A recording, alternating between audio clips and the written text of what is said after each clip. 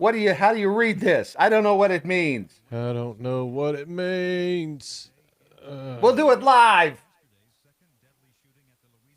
See what I did there? Yeah.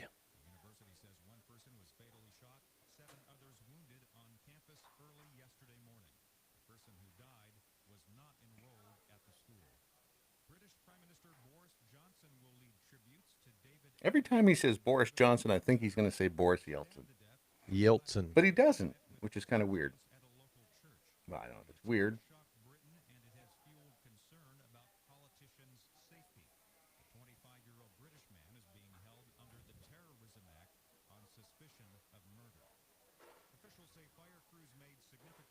Oh, look at that. We're on Facebook. Like magic. You mean because you push the button? Oh, is that how that happens? Yeah. Son of a... Oh, you got a curtain behind you now. Yeah, I said, can we please just like do something with the wall behind me that looks like, bird crap? Yeah, and they're like, yeah, we can. And that's what and so here we. Who's they? The crew that's doing the work in the other space that says that they were supposed to have that done last week and they didn't. And, hard to get a good help. It's hard to get a good help. It's hard. Look what I... Are you saying get hard? I don't understand. Sure. if that's what you're hearing, that's what I'm saying. I am all about it. I am so drunk. And it's early, too. No, it's not.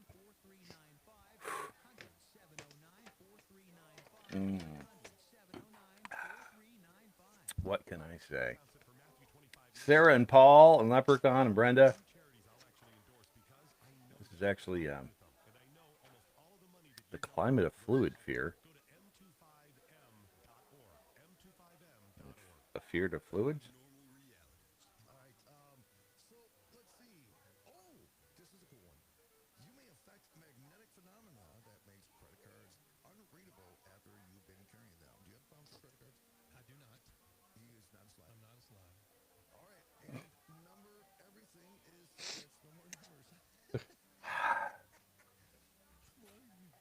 There's Ron and his little friend Rocky.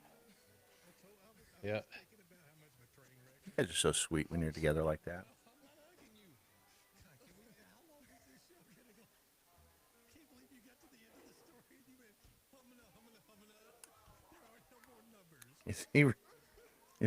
Is Rocky related to David G? Yeah.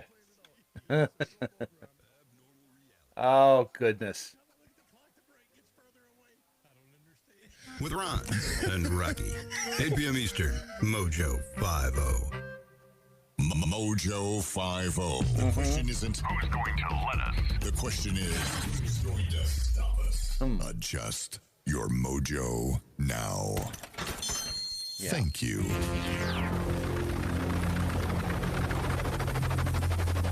The mothership has landed. Brad Staggs. Almighty Mojo 50. I try to have hope. I try to have a good attitude. I try to feel positive about the future. And then Ron turns me on to libs of TikTok. That wasn't me, I don't think, was it? I think it was. I think you're the one who started me off on, you got me hooked. You gave me the first one free. Oh. And then you were like, hey, here's a little taste. And once I got the taste, it was, oh, man, I like this. Because they're crazy.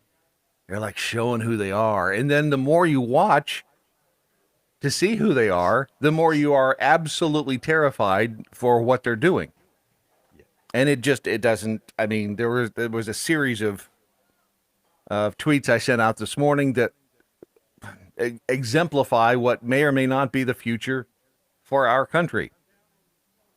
So, in an associated, actually, I think it was on Libs of TikTok. I think that's where it started. The tipper. Wait until you hear the tipper rant. The tipper. The tipper. Oh, Just yeah. the tipper. The one that rings the doorbell. Oh. Yeah. Oh. It was special. Yeah. It was certainly special. Plus the return of Dan Andros from Faithwire this morning. He will give us a certain he has faith and hope in the future. So Glad somebody does. like a leech, I just see that's what I do with it. We have people that like Cesar over at Freedom Works and Dan and even Sarah Anderson. They're all these they've got these positive outlooks for the future, and I am like a soul-sucking leech. I just suck the energy out of them and use it for my my own. Oh, by the way, look what I found. You found it. I found this. They had it stuck in the basement. I didn't even know there was a basement here.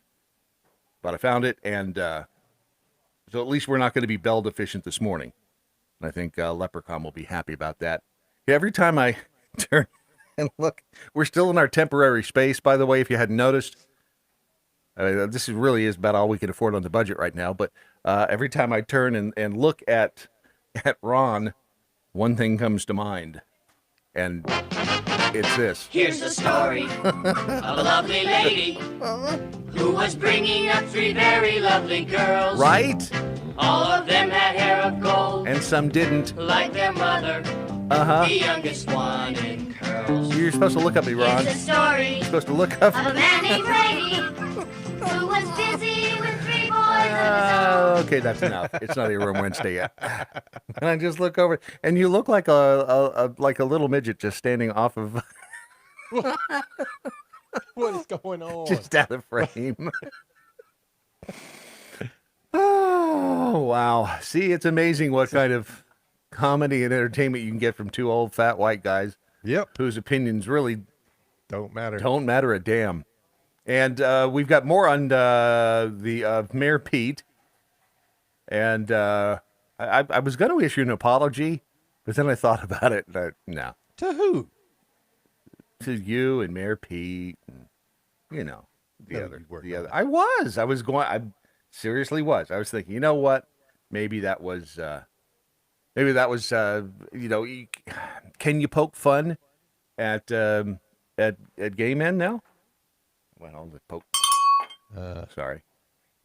I mean, it was, but I do have some questions about what he said.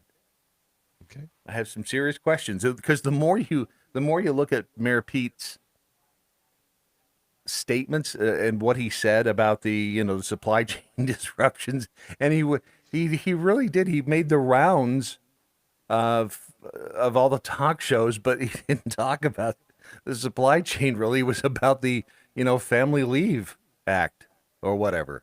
Yeah. It was more about the, hey, we should all get 2 months of family leave. That's what it ended up being. So that was just such a prime example of politicians turning the tables, and it was actually a perfect example of the Doc Thompson idiom: if you can't fix it, feature it. Think about it. A brilliant that will be taught in schools around the country at some point. But first, just another quick look at how the elite in Washington are going to destroy this country. The further digging into the infrastructure bill, or the whatever the hell it's called these days. I mean, there's 2 or 3 bills out there that they've all got $1 gazillion and a gazillion things in them. So I just figured, since we're all paying for it, or, they plan to make us pay for it, even though they say it's not going to cost any money, we should at least know what's in it. It will, see here, it will punish red states for failing to adopt Green New Deal provisions, mandates consequences for conservative states that don't meet the radical left's green climate standards, while at the same time adding nearly $4 billion for community climate incentive grants. So we're going to be theoretically paying for that, even though it doesn't cost anything.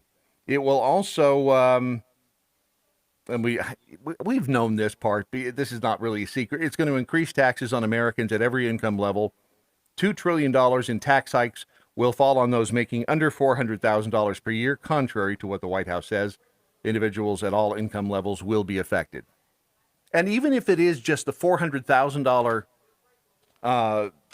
ceiling floor, whatever.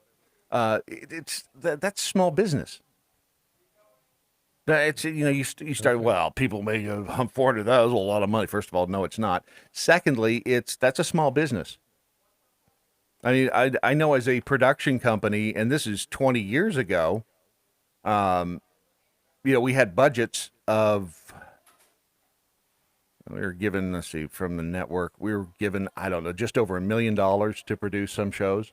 It was 23 episodes or whatever it was, but you had to, and they wouldn't let you. This is a weird thing. They wouldn't let you put in a profit line.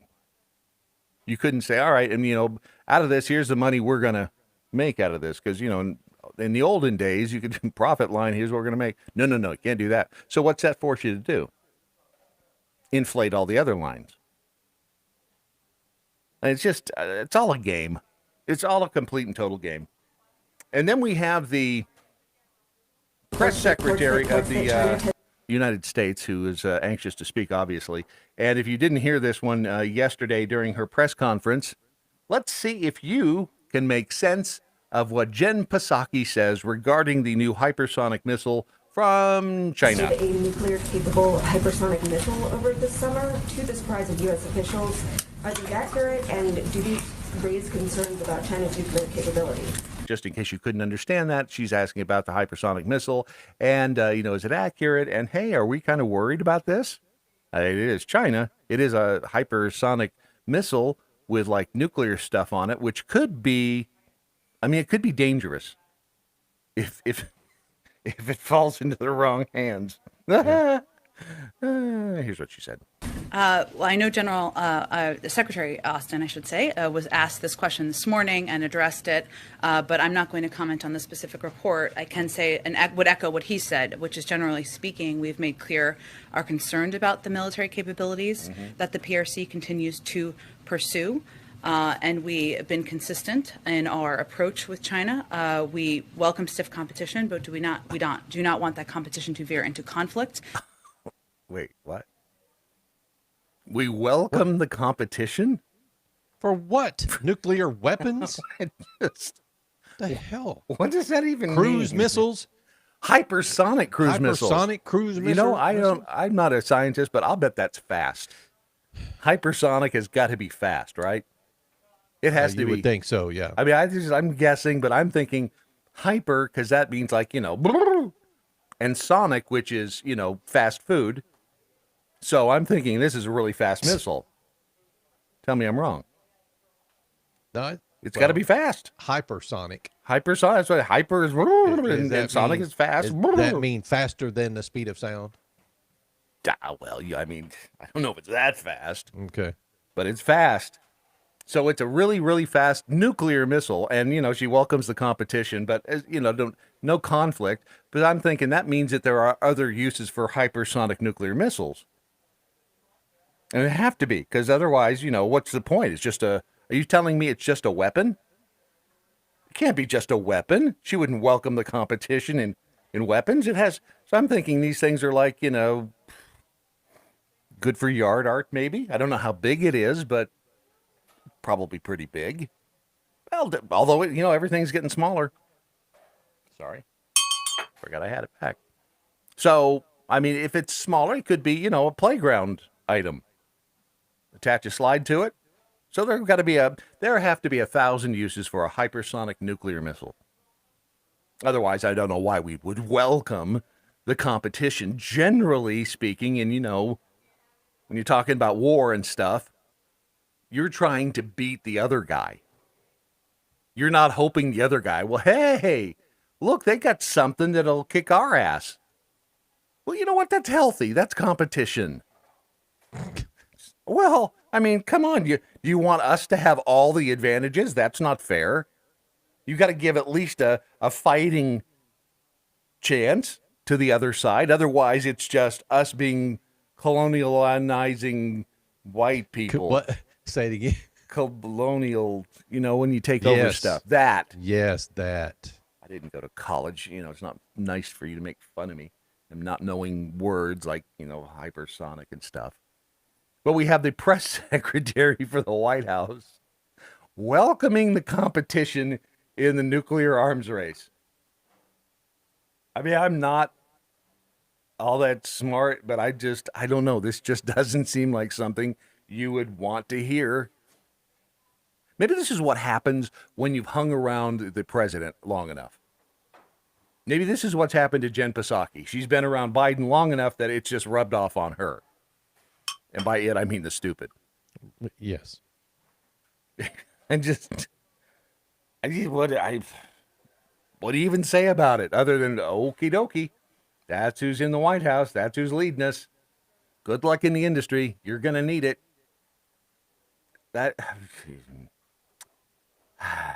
Hey, some good news because now I'm on a quest to balance the stupidity and the evil with some good news. So here's some good news. Melissa Joan Hart. Does she follow you on Twitter?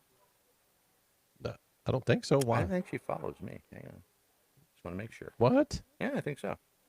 I think Melissa Joan Hart follows Melissa Joan Hart. Okay. Is see, where is she? She's Melissa Joan Hart. Son of a, she doesn't follow me. I thought she followed me. Because she was one of those, remember like Siri, the voice of Siri? Followed like everybody. I didn't. Oh, no. At one point, yeah, she followed. Melissa Joan Hart was one of those that was like, hey, I'm going to follow everybody. Well, you know what? She's not following me anymore, so how about that? She won $1 million. Got smart. She won $1 million on Celebrity Wheel of Fortune for her charity. It's a first. That's pretty cool. She, it's Wheel of Fortune history. It's the first time that they've had $1 million grand prize that someone has won. It's the charity is what is the charity? It was a totally entertainment. Blah blah blah. They're kind of burying the lead here, aren't they? Where the hell is the charity? Doesn't say who the charity is. You'd think by now they would put it up, but she won $1 million. Isn't that great? That's good news. It's for charity. We don't know exactly. Do they make the wheel games easier for celebrities when they're playing for charity? You know, that's an awfully skeptical way to look at the entertainment Pretty sure industry. they do. I mean, that just doesn't seem fair. Would make sense that they did, I guess. Ute Villages, that's her charity. Ute Villages, as they help children and families across 23 who are involved at every level of the foster care system. I don't know what that means. Families and children and families across 23. That means states, countries. But she won $1 million. You know, imagine what she could do with $1 million if she went to, like, Romika Designs. What could she do? I mean, not that you want her to, spend all that money on stuff at RomikaDesigns.com. Why would I not want that? Oh, you don't want all. You know what they say? With a lot of money comes a lot of trouble, a lot of problems. You don't want those problems. Do you? Yes, actually, I'd take those problems in a heartbeat. Would you really? Yeah, buddy. Aren't you? You take one for the team? Yeah, I'd take one for the team. I bet you would. Hey, we still have, I think, one or two of those tier tray sets out there on Facebook. Romika Designs Facebook page. They're on sale, so if you need them for Halloween, grab them now so we can ship them to you. And they're trays for tiers. So if trays you cry a lot, you need a place to put the tiers. Yep. Tiers of a clown. Yeah, and I worked on a bunch of ornaments yesterday, so I'm pretty excited about the new ornaments coming out for Christmas. Of course, we've got the Mojo 50 2021 ornament. You can see that on our website at mojo50.com. I forgot what year it was. No, is that the 20 the F flakes? I've got the F flakes. They're available too. So yeah, seems so harsh. I mean, what did this year ever do to you? It's like F 2021, and then guess what's going to be next year? F 2022. Wow, that's like certainly a defeatist attitude. It is. So you need everybody to go and buy the stuff at Romika Designs. RomikaDesigns.com. Because that way you can tell everybody to F off and go do something else. I would never do that, number one. but retirement, yes, I'm looking at that. So. Okay, there you go. So go to romikadesigns.com and spend $1 million. I love this, and I can't remember the name of the song. Limbaugh used it all the time on his show. And it actually just gives me comfort. It's very low. What am I hearing? That's low? I can hear it fine. How come you hear stuff so much lower than I hear it? Because you're pushing it out to me at a lower volume. All right, that's what you say. The president has been sued by government workers, civilian contractors, over vaccine. No, mask mandates, baby. Yeah. Vaccine mandates. Vaccine mandates, yeah. It's amazing that it was the class action, wasn't it? I believe so. Yeah. And the clip I just had disappeared on me. But he's been sued. Joe Biden himself has been sued. And these lawsuits are starting to pop all over the place. This was in Citizens Journal. I believe I can thank Beaver for this one. This is a school board at the Clark County School District. I think this is Ventura County. That doesn't make sense. It's California, I guess. In any event, take a listen to this is one of the parents in the school board meeting. Time they claim that it's in the best interest of all of us. You sit here claiming again that you have the best interest of our children at heart. You sit here claiming that you're doing what's best for our children's health, what's best for human interest. What's best for human interest will and always be allowing humans to have their own personal freedom of choice without someone forcing their own will or their own fears on us. Yet again, you're starting segregation based off of your own fears and your own personal interests. The people of this country have had enough, and we are fighting back. I have something to give you. Security, would you do me a favor? Would you please hand those forms to the board members starting with Jar? You have been officially served a $200 million lawsuit with 6 complaints and violations under multiple amendments. Your job is not to be concerned with the children's health. You're not nurses. You're not doctors. You are not responsible for their health organization. Your only focus is on our children's education. Yet the education system here is 50th in the state, and you make almost more money than anybody else. It is very clear that you have failed at doing that job. This country is not alone. It's time that we wake up, and we're going to give you lawsuit after lawsuit after lawsuit. You can throw it out as much as you want, but we're going to keep this paperwork on your desk and keep a problem going until we get exactly what we want.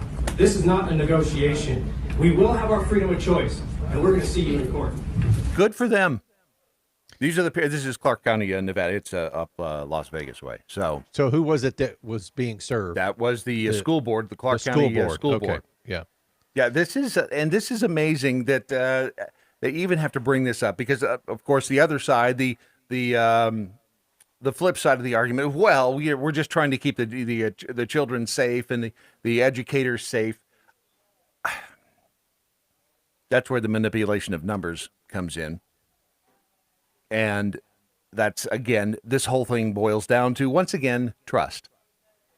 Nobody has any trust, rightfully so, as well. In any of these stats, these reports that come out from government or any of the governmental health agencies, they don't have any, well, at least I don't. I don't know about you. Maybe you have faith in them, that they've turned a new leaf and they're all of a sudden telling us the truth about all of this.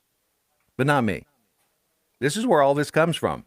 So whether or not these school boards actually believe, what's coming down the pike to them from the feds and from the federal government and the alphabet agencies and all that, it's hard to say. And they maybe just be, they either are communist infiltrators, possible. I don't write that off. But they may just be protecting their butts from lawsuits. Yeah. That's what a lot of these mandates are about. These corporations, whether or not they believe in the vaccine and, the broader pandemic, it is because we are such a litigious society. See, there's the irony in all this. That they are scared to death they're going to get sued and lose their shorts if somebody catches the Rona in their corporation. Because there are enough whiny, bitchy, moany people. If they get sick with something, they're going to go. You don't go after the person who got sick. You go after the corporation. They get all the money. See, this is not simple, cut and dried. If you think about it. Did OSHA ever like an turn in their onion. report? Yeah, not that. Well, I think they turned in the report, but they haven't been. It hasn't been mandated yet. well, not only that, through but OSHA. it hasn't. It's not. It's not headlines. So I'm guessing it doesn't say exactly what they were hoping it would say. Yeah. By they, I mean the president and his little minions. But this is, I mean, this is why I say I don't know that there is a simple way out of any of this, because with all of these layers, you're never, with 330 million people in this country, it's not like we can come to a resolute. We can't sit down and negotiate on this.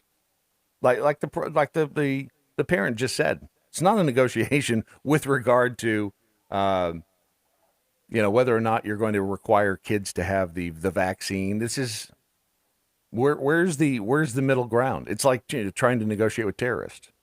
Yeah. I'm not likening. Well, sure, why not? They've likened us to terrorists. Let's liken them to terrorists. I think it's a bit of a stretch, but it's where do we are we ever going to come to a middle ground on this, do you think? I don't know where it is. I don't know where it would be. I don't either. No idea. And if that's the case, how do we fix this problem? I keep asking that, hoping that somebody out there will say, I have a brand new idea, and here's what it is, and this is what it is, and that day by day it does not happen, which leads me to believe it doesn't exist. Mrs. D. Funt. Clark County, Nevada, lost in court last week. Parents sued the school for refusing to appropriately educate their dyslexic daughter. That dad gets the same job. I see the school district losing fast. Maybe. That would be another glimmer of hope out there. What happened to going to school and learning the 3 R's, reading, writing, arithmetic? Mm-hmm. What happened to that? Well, I think, 30, 40 years ago, things started to turn, which have some in the second hour, more on how we got here, because the roots of this go way back. More of your tweets, and I think I have a new man crush. Uh-oh. I'll tell you about that on your Daily Mojo next. Happily promoting the 4 F's. Freedom. Clear. What'd you call me? Wade Robertson says Maxine is a mix of mask and vaccine. Mm-hmm. Conspiracy. I don't think it's a coinky dink. He's right. What am I going to do with all this hair? I don't know, dude. What do I do with it?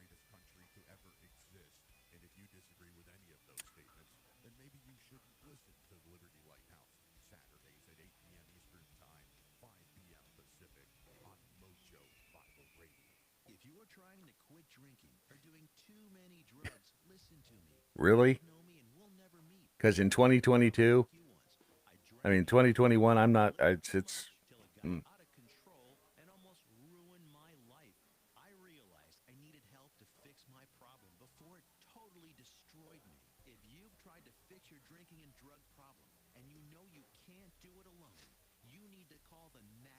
Yeah, I hate the Fox News website. You'll have something pulled up on it, and then it will update itself. It will refresh itself. And even if you had a single page open, yeah, it just goes away. It goes poof. Mm. And Ron, that's not right. That is just. It's not right.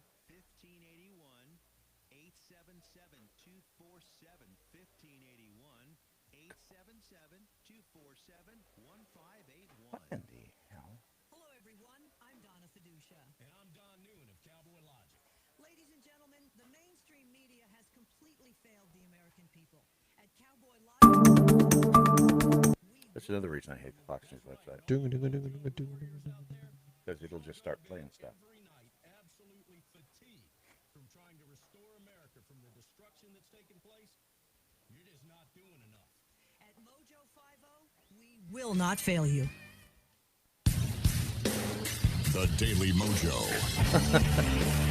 I do not like the Fox News website because it is a pain in the ass to negotiate, and it does weird stuff all on its own. Oh, it jumps up and down depending on the size of the ads. Yeah. So you'll be reading something and boom, Yeah, it disappears. it 'cause changes. jumped up or down the page. Or if you have one thing open, it'll refresh itself, and it's whatever you had open is gone. So F you. However, so I'm going to try to get through this before it disappears. This was published overnight. Headline: Georgia explosion. 2 men arrested for allegedly setting off large blast in dispute. Police say. Those two were rough looking. Have you seen them? Authorities said the blast appeared to be related to a domestic conflict. I don't think I'd want to live with either one of these guys. Nope. I've had some interesting roommates. Did I ever tell you I lived with a bunch of women at one time? No, Like 4 Jack. of them. What? It was Jack Tripper? No, you didn't. it was interesting. It was fun. Was it? Yeah, we were just friends. There, I just stuck that picture out there for you. So the 2 men arrested in conjunction with the large explosion. The suspects, Royce Van Court and Michael Bonzo Huff, face multiple charges related to the October 2nd explosion, which woke up residents about 3:15 in Winder. Winder? Barely even knew her. Thank you. Where'd you, where is Winder? You have to, it's difficult to find, but what you do? I have no idea where it is. Oh. It's 50 miles northeast of Atlanta, though. If you Georgia, yeah, still? yes. Okay. So the force of the blast caused damage to a vehicle, broke the windows of several nearby homes. So this was a pretty substantial explosion. Police officers discovered someone set off explosive material near a mailbox by the road in front of several homes. No one was injured. Authorities said the blast appeared to be related to a domestic conflict. Both suspects faced several charges, including criminal damage to property, terroristic threats, and acts. See, now this is start blowing crap up in front of people's houses. That would qualify as terrorist for me. And possessing, transporting, or receiving explosives or destruction devices. Destruction devices. Would that be what the hypersonic missile is? A destruction device? I would venture a guess that you're probably correct. That is there. such a narrow category to It throw is a things narrow like, category. I agree. like hypersonic nuclear missiles. I just expand your horizons. I mean, seriously. Destructive devices with intent to kill, injury, or intimidate individuals or destroy public buildings. One of them is also charged with possession of methamphetamine. Whoa, Well, really? you don't say. Hold on a second. Who would have seen The one drugs? without the neck? Right. Yeah, he does. Is his nickname Bulldog? He does look like a bulldog, The doesn't he? man. He has a no neck. He has no neck. He has a no neck, and the other one looks like a if a heroin addict Brad Pitt mated with. You see it. You see it though, don't you? You see Brad Pitt in there. Kind of do. And who would he have? He wears a ball cap. You can tell. Yeah. It's so, but we at least know Brad Pitt. Excuse me, a heroin addicted Brad Pitt could be the father. So they were also charged with possession of drug related objects. Is that supersonic, hypersonic missile? No, probably not that. All right. And possession of a knife or firearm during the commission of a felony. I'm thinking these two probably should be. You know what? I'll offer to help pay their expenses in jail, just to keep them there, because neither one of them looks like I really want. Do you want them running around your neighborhood? Nope. No. See, this is where you start going. All right, these guys probably should spend a few nights in jail, possibly. Not. These guys look like they've spent quite a bit of time in jail already. I mean, they're nothing you can't compare these guys to the terrorists of January 6th. I mean, that would be crazy. Because those people on January 6th, they were nuts. These two, I mean, just blowing some stuff up. The hell's wrong with that? I don't see the problem there. All right, so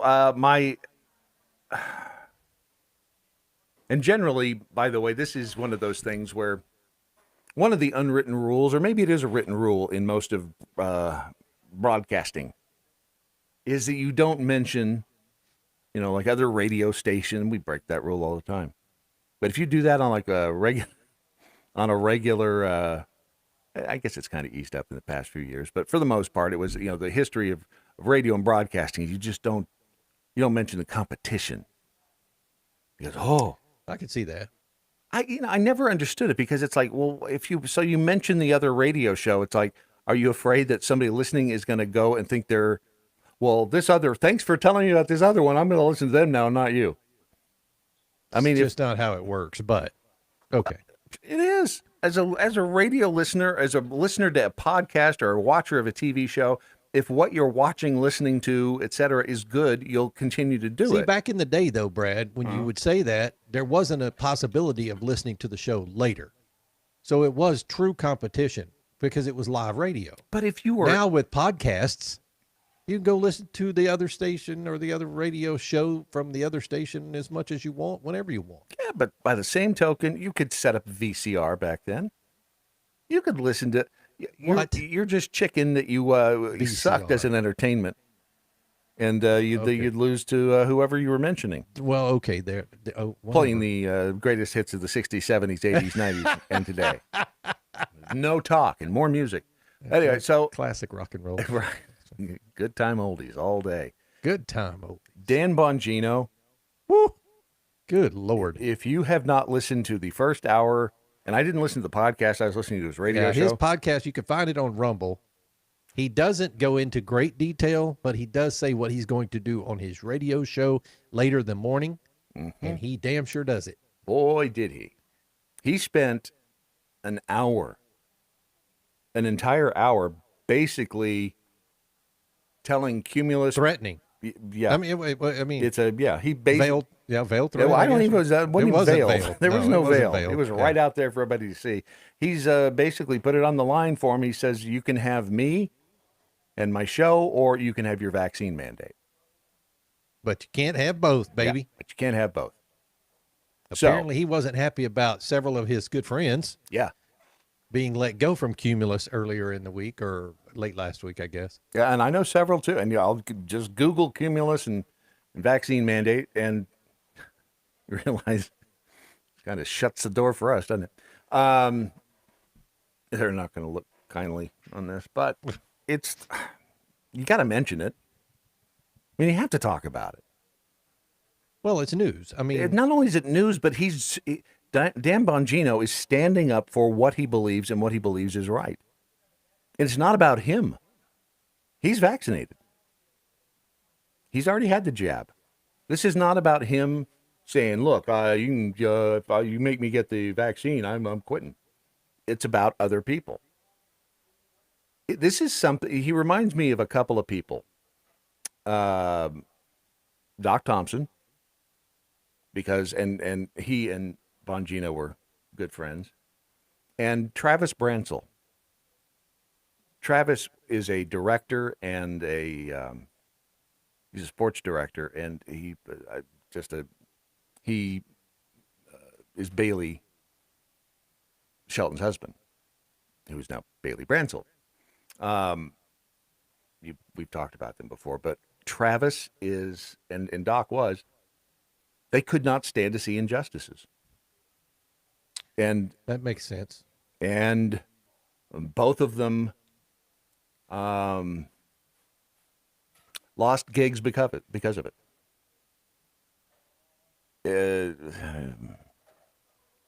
It's and Dan very well may lose his job over this. I don't know how Cumulus does it without losing face. I don't know how they back down and say, all right, well, because then what do they do with everybody that was fired or quit? from a corporate standpoint. And then with it's Dan, the criticism from the left or the opposing viewpoint in this has pointed out that, well, he's saying this about Cumulus, but what about Fox News? He's awful quiet on that. Which, yeah, all right, he is. I don't know that he is. I've not listened or not watched him on Fox regularly, but so I don't know if he said anything about Fox or not. But according to the AP, and this is about a month ago, they say he hadn't mentioned the vaccine mandate at Fox. Now, Fox will also they require you either to be tested daily, weekly, whatever it is, as an alternative to being vaccinated. Yeah, that was not an alternative at Cumulus, from what I understand, and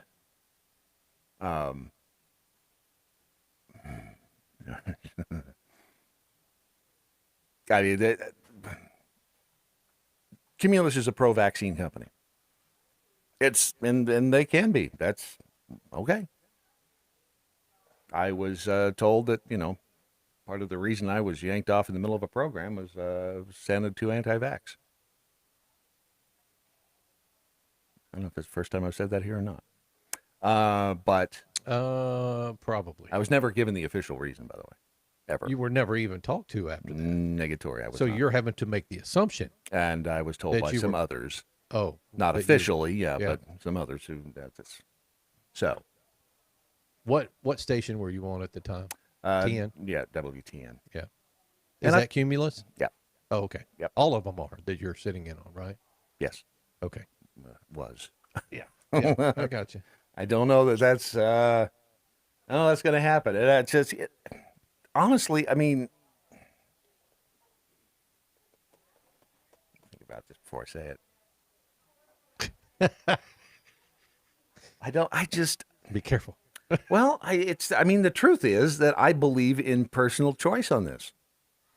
I think that you should have come on, dude. The right to choose whether or not you want to get this drug, whatever you want to call it, vaccine, experimental gene, whatever the hell it is. Brad, did you know or did you care whether I got the flu vaccine in 2019? No, I did not.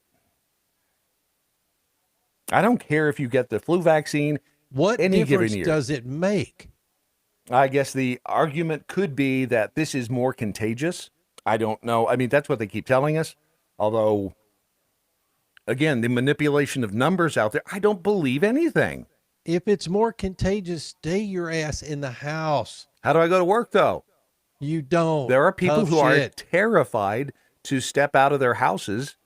There are people terrified to go to work because mainstream press has done such a fabulous job at scaring the hell out of everybody. And there was a time at the beginning of this whole thing when I would go to Kroger, and after I would get, I think I did this twice, after I pushed the basket around and I got it back in the truck, I'd put hand sanitizer. I never use hand sanitizer unless I've been like working on a toilet and then go eat a sandwich. I think, all right, I should probably, maybe it would make sense to rub some of this just so I'm not eating poop germs. Which happens anyways. But right. But here's the thing. The bigger thing for me are the news stations, the news media going to say anything about Colin Powell dying from COVID complications after having been vaccinated? Right. And he was fully vaccinated. Oh, there was let me see if I can find it real quick. There, I saw this headline. Obviously a breakthrough, but obviously some other issue that we had been told that being vaccinated makes the symptoms right. less. You are. I think the president even came out and said, "You get the vaccine, you're not going to die." Yeah, which is apparently not true. But it was. There was I should have clicked on it. I guess I didn't. It was a headline that said, "Colin Powell's death isn't proof that vaccines don't work. It's proof that they're working." I'm like, wait, what? And something distracted me. It's out there somewhere. That's a headline. Colin Powell's death isn't proof that vaccines don't work. It's proof that they are working. And it's that whole, wait a What second. the hell? How, what? I don't know. I remember looking at that and thinking, I need to read that. And then I squirrel. And Spin master. Yeah. That's how you spin it. It's the Pete, Mayor Pete thing.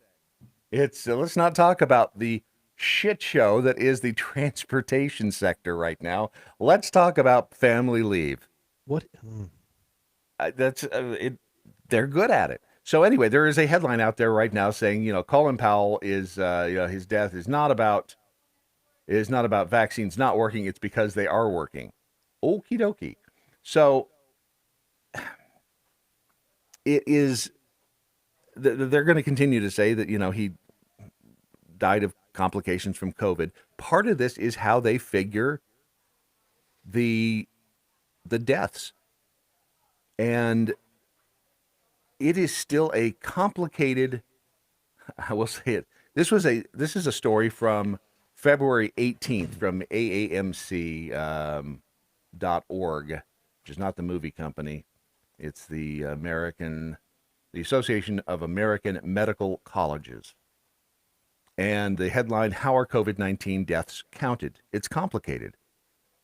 As the U.S. death toll nears 500,000, confusion continues over whether people die of or with COVID-19. Here's what's behind the numbers. Elderly man arrives at Atlanta's Emory University Hospital Midtown last month, so stricken with advanced cancer that it could take his life within months, but that's not what brought him to the emergency room. The man who contracted COVID-19 was struggling to breathe. A critical care physician at the hospital named Sarah, he was admitted to the intensive care unit. He was intubated. Given his already fragile state, his condition quickly took a turn for the worse, and he died. Was his death caused by COVID-19? What would you say? No. Yes, she says. While he was very weak and frail from his underlying cancer, his death was undoubtedly accelerated and precipitated by COVID-19. I can actually see the gray here. I see where that gray is. Now, I don't think all cases are that, because fat people are at higher risk. And, they get COVID and it's harder to breathe and, they end up dying. And I say this, I'm not fat shaming anybody, except myself, because I'm a fat cow right now. That's going to change. So the Beaver 73 retweeted this guy, this idiot. Which one? Says Colin Powell didn't die because he was vaccinated. He died because you weren't.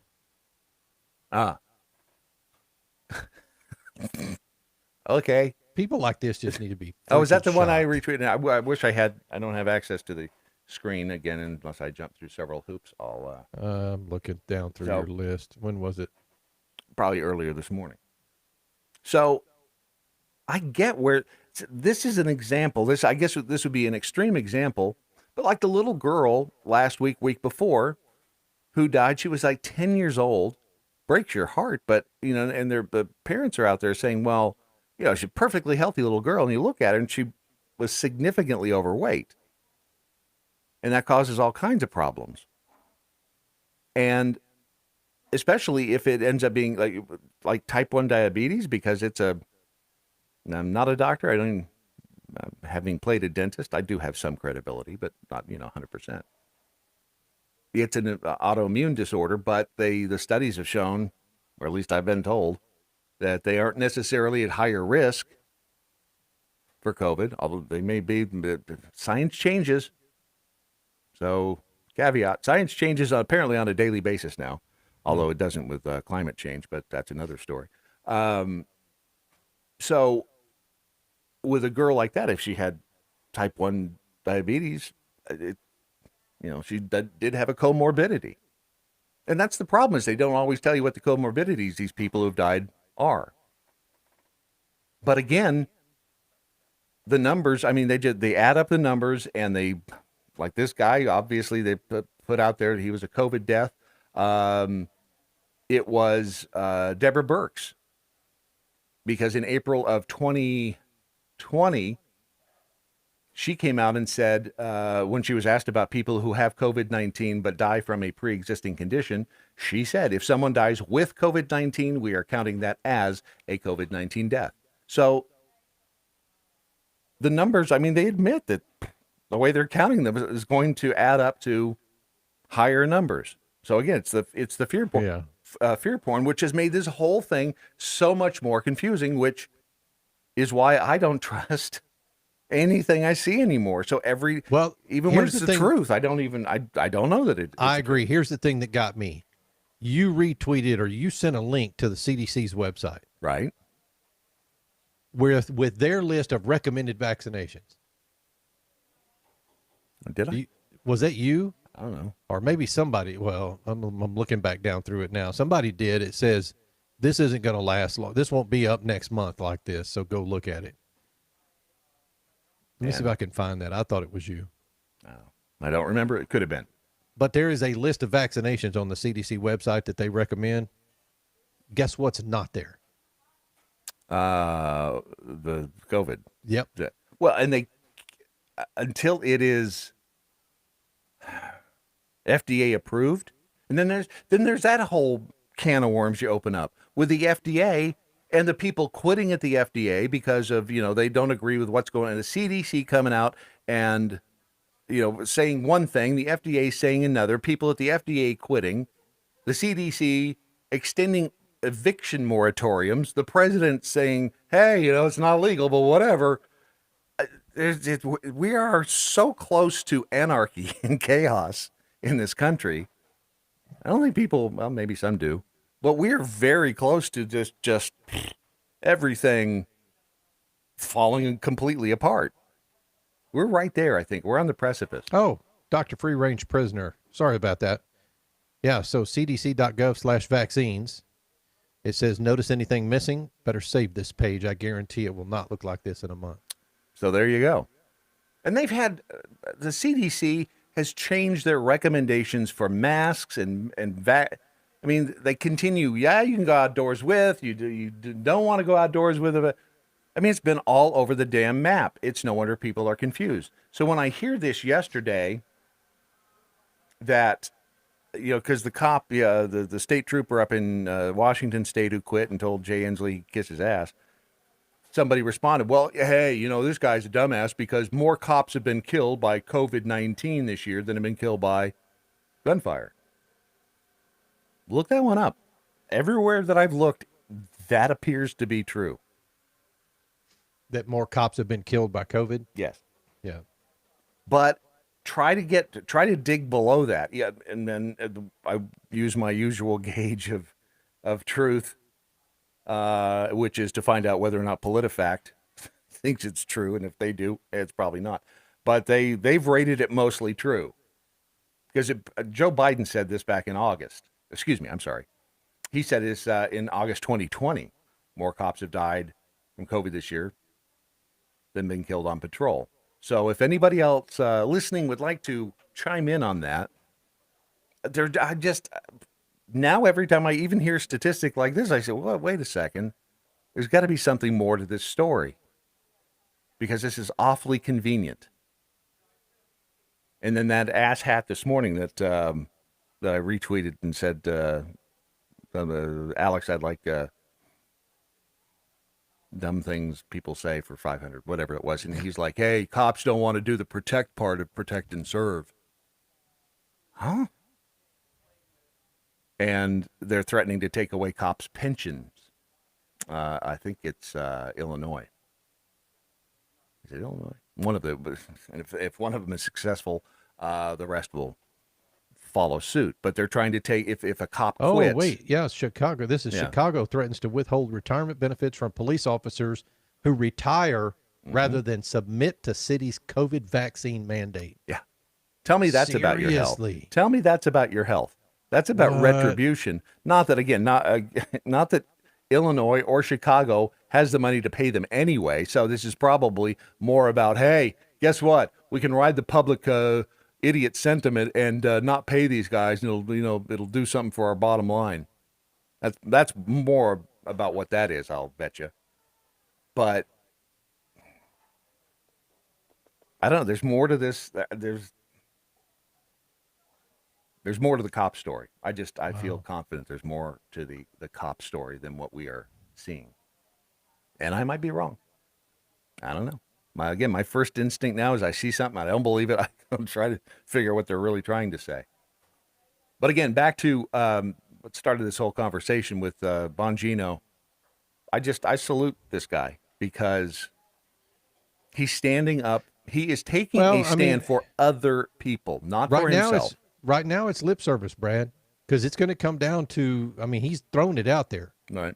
Yeah, he's either going to leave Cumulus or they're going to stop a mandate. That's what he put out there. Yeah, that's true. So we'll see who blinks. Yeah. We'll see who blinks. I cannot. I can promise you, I know who's going to blink. Who do you think will blink? Well, we have to define what blinking means, because I think in that case, Who do you think's going to give in on this whole threat? I think that. I know you don't want to say Bongino, but that's who's going to give in. You think? Yep.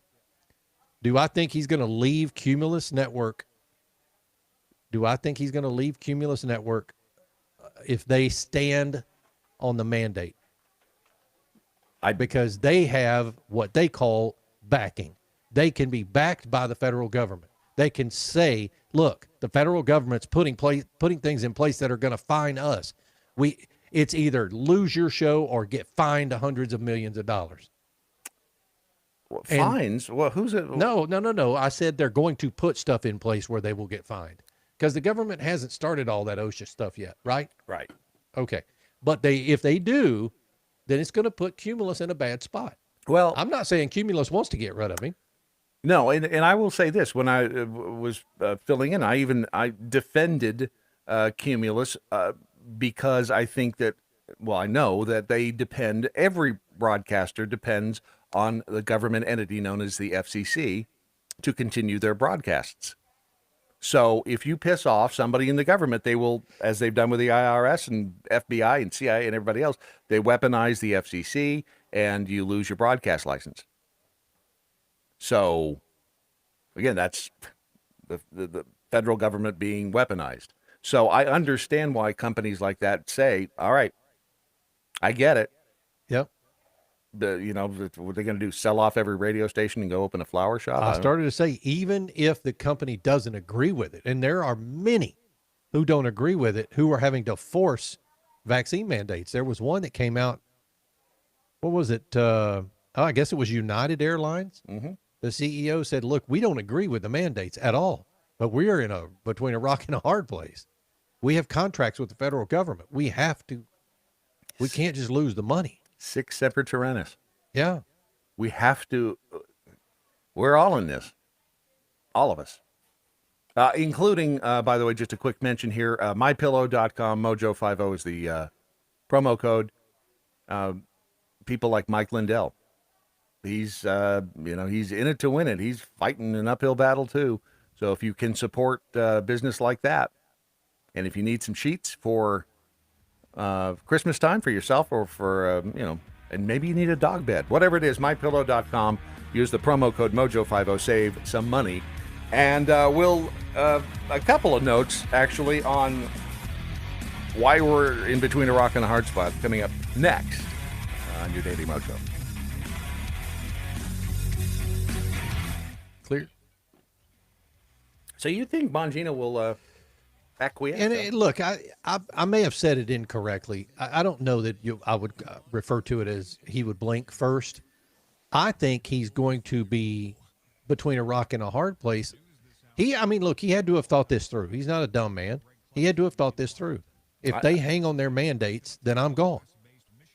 Yeah. And if that's the case, he's gone from 100+ stations. 300.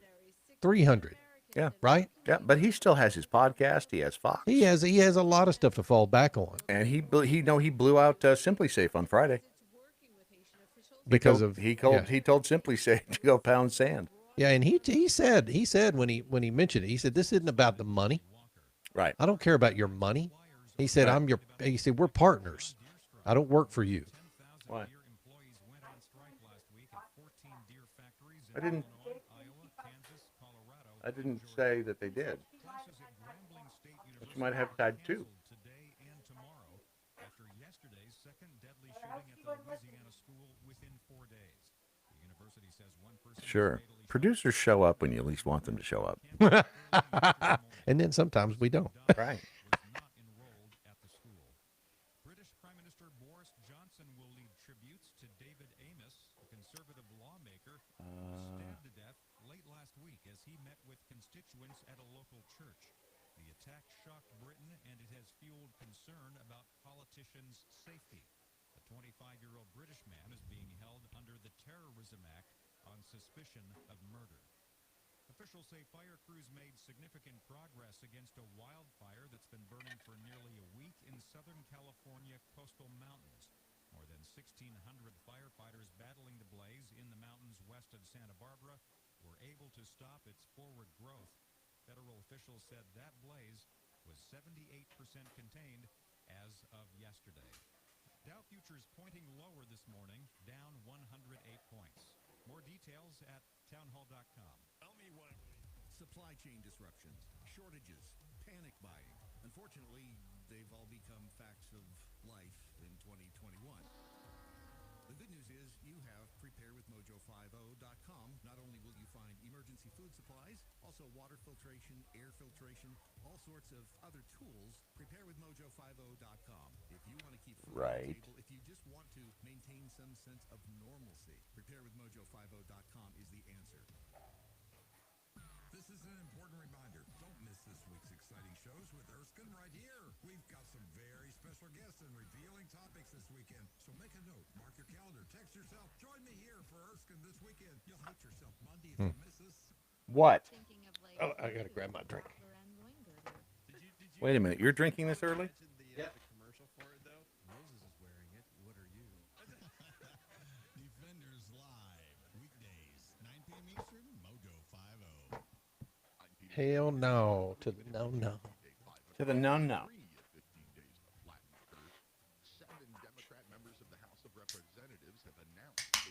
They made my chair more uncomfortable too.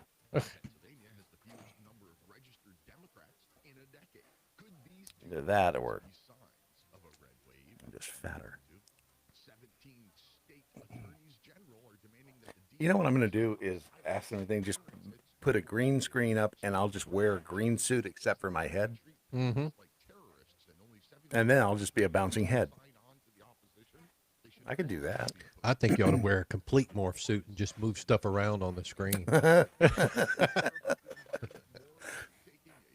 Everything except the palms of my hands. So occasionally you just see. Yeah. Okay, I can do that.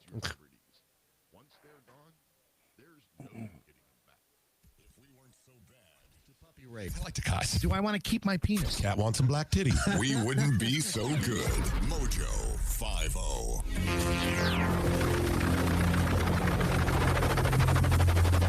The mothership has landed. President-elect Jamie Chump over on the Twitter says, I would rather live in a cardboard box than to do what they are trying to force this country to do. I think people... in general, freedom-loving Americans feel the same way. This also just popped up.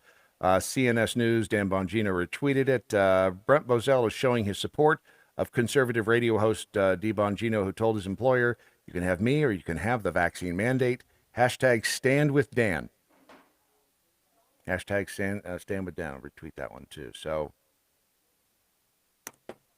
say what you will, whether he didn't, he hasn't criticized Fox. So far, he's doing what we all right want in our mind to do. You know what I'm saying? And there are a lot of people out there standing up, Brad. There are. And as this grows closer to deadlines, you're going to hear more and more stories about people who are like, kiss my ass. Right. And if you're in an industry like the airline industry or, doctors, nurses, those that are hurting for people already. Right. That's who you're going to hear about. And again, every time I hear the government talk about how they, give a crap about our health, it's just you want to reach out and slap them because they don't. They really don't. Wisconsin, Jack Hole says, Dave G going to sit on your lap on Thursday? Haven't really considered that, but possibly.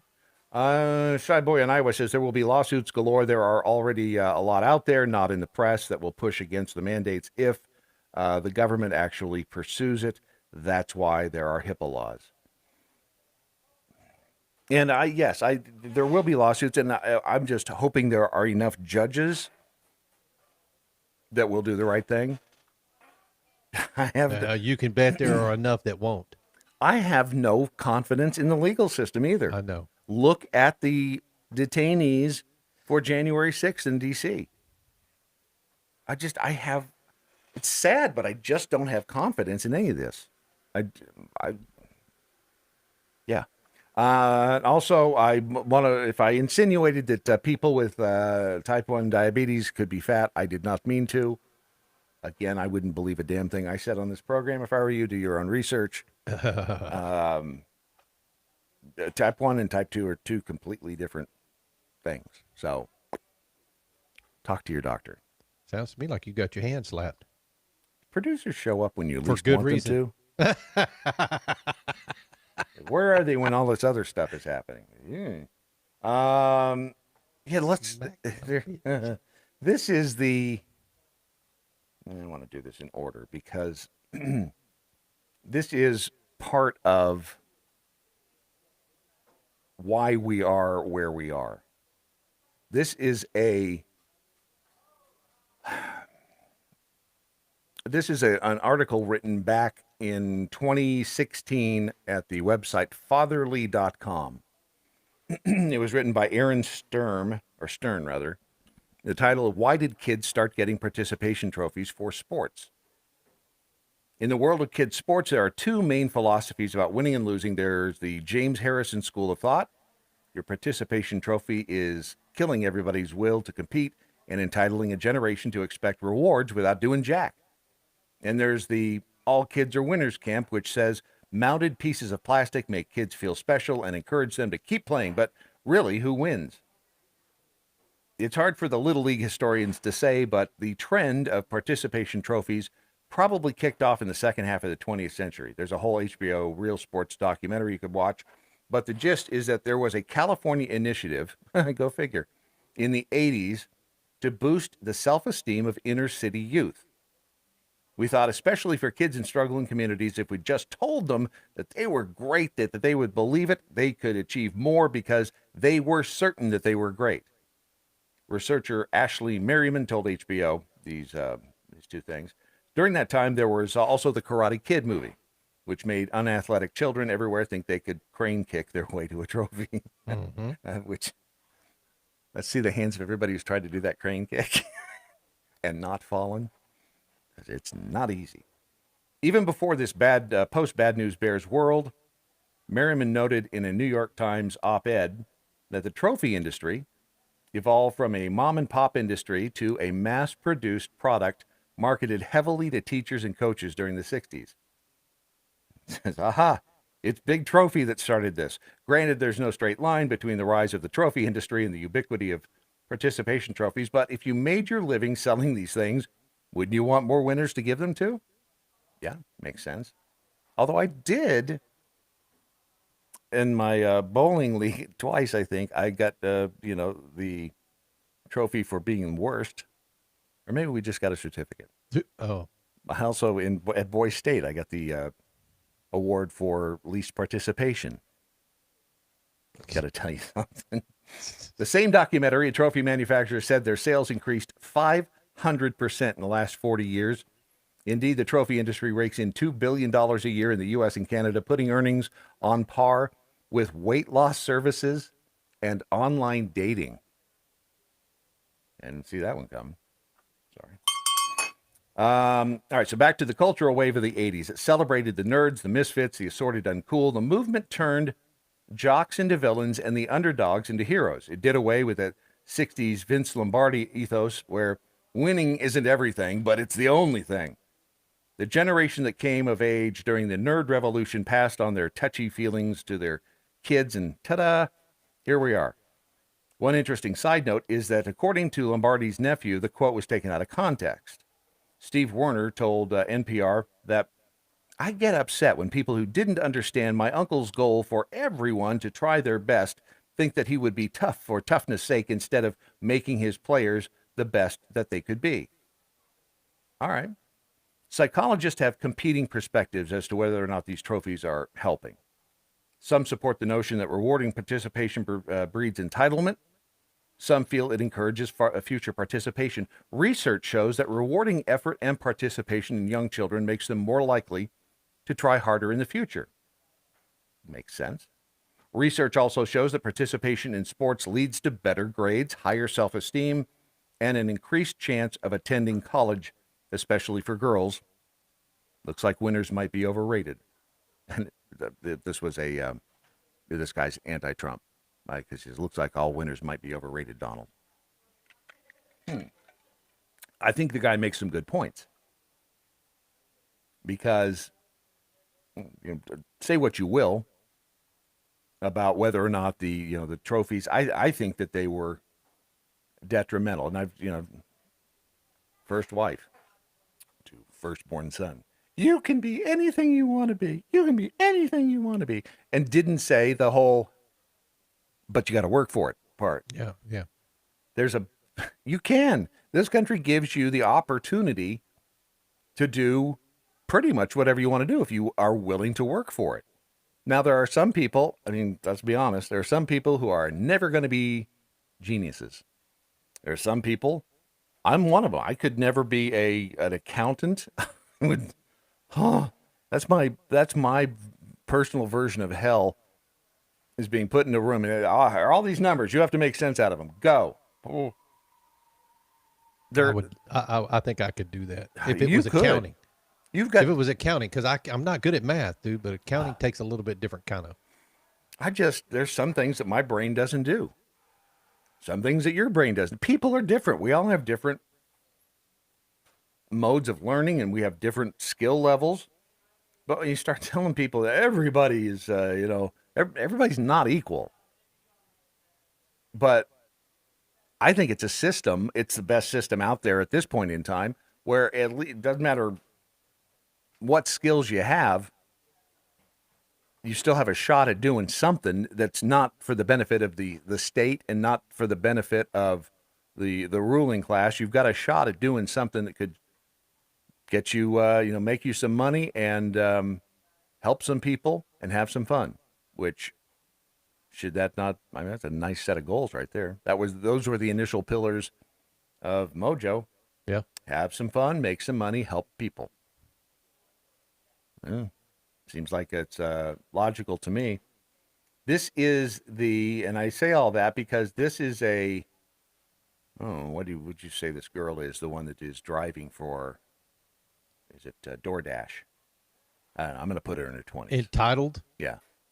I'm going to say she's in her 20s. This is easy. Yeah. The interchange, the conversating between a woman and she's a DoorDash driver and a client who is talking to her via the doorbell. Right, yeah. Yeah. So obviously their Ring doorbell or something. Yeah, it's a Ring doorbell. It's got the little bug in the corner. So here is the conversation between these two. And it's... You can leave it, thank you.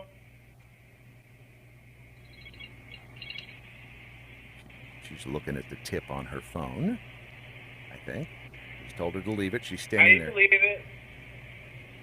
No, I could speak to you, actually. I'm sorry? I need to speak to you. I don't think you realize where they're coming from, so I need to speak to you. Where what's coming from? Where the food you ordered is coming from. I don't think you realize the distance that it's come from, because then you would never actually have given what you gave. So I think you can come and see face to face. Because I drove 40 minutes, and it was extremely far, and I got it to you early. So I don't think you realize where you ordered from. I don't understand. Well, I think from where? From the restaurant that you ordered from. how far it is? Do you realize you ordered from Colmac and you're in Smithtown? That's a 15-20 minute drive. It's not. You need to try to drive it. I just drove it. It's 40 minutes. It's 12 and a half miles. So I don't think you realize how far it is. So But I when did think you accept the pickup if you think it's that far? they don't let us know how far. So I think you need to adjust your tip to make it right. There it is. An $8 tip. What the hell are you looking for? I gave an $8. Okay, I'm gonna bring the food back. I'm gonna bring the food back. Okay. And at that point, she picks up the food that she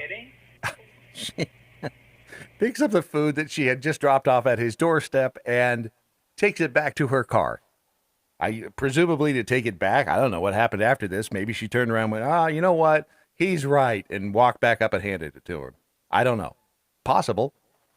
But if you take her at her word, she took the food back to the restaurant, I guess. It's like...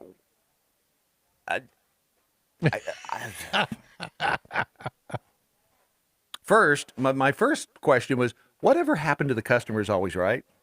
And you know what? I can already answer that, because now the answer you would get is, well, they're not. Okie dokie. See, the whole point of the whole customer's right thing was that you were going to keep that customer. You know, it didn't matter if they brought the shoes back after night, because how many people, again, when that saying came into vogue, there were only, 200 million people in the country. Now there's a shit ton more, so we do have an increase in the number of asshats. So, there's your argument for, that saying doesn't work anymore. But the whole idea was if you had some jackass that brought shoes back after they'd worn them for 9 months, said, these hurt my feet, and you go, yes, sir, would you like a refund or another pair of shoes? That happens twice, you tell the guy to go pound sand, but initially, you don't know if by doing that, the guy's going to, you know what, this is the greatest shoe store I've ever been to. And he sends 10 other people there. It's before social media and all that. So this woman, she, wants more than an $8 tip on I have no idea how much the bill was. But the balls on this woman. I mean, what would Negan call him? You got a hell of a set of lady nuts on you. For her to just, you didn't give me the right tip. This must be wrong. I need to talk to you. The responses to this, this is from TikTok. Let's see. Yeah, it was Libs of Libs of TikTok. And the responses were, some of them, disturbing. One of them said, I'm at a crossroads here. I can see where the client is coming from, but it's not his fault that she drove 40 minutes to get him his food. And I can see... She even says it's 12 miles. He said that's a 15 to 20-minute drive. Right. The hell were you doing for 40 minutes? Yes, I can see where the driver is coming from, because a 40-minute drive may not cover the gas in time she lost out on picking up such a delivery. But to the client's point, wait a minute, you accepted it. Are you telling me that they don't, and maybe they don't, maybe DoorDash, when they says, hey, here's an order came in for whatever. By the way, we know you're in Kentucky, but they want it delivered to Alabama. Maybe they do that. I don't know. Did she not know that? Well, she said that they didn't give the distances, so maybe they don't. I don't know. Let's see, another one. The delivery lady says it's a 12-mile drive. How can you take 40 minutes to drive 12 miles? Right. Thank you. Let's see. And the Common Sense tweeted back, the tip was already visible when she accepted the order. If that's the case, then she didn't. Safi Wisdom Hunter says, no one is entitled to a tip. Thank you. There's some common sense. It's by the way, Dan Bongino is now trending. Oh, I'm sure he is. Yeah. I wonder if there'll be a Dan Bongino show today. We'll find out. But this is society now. This is where we are. This is these are the entitled.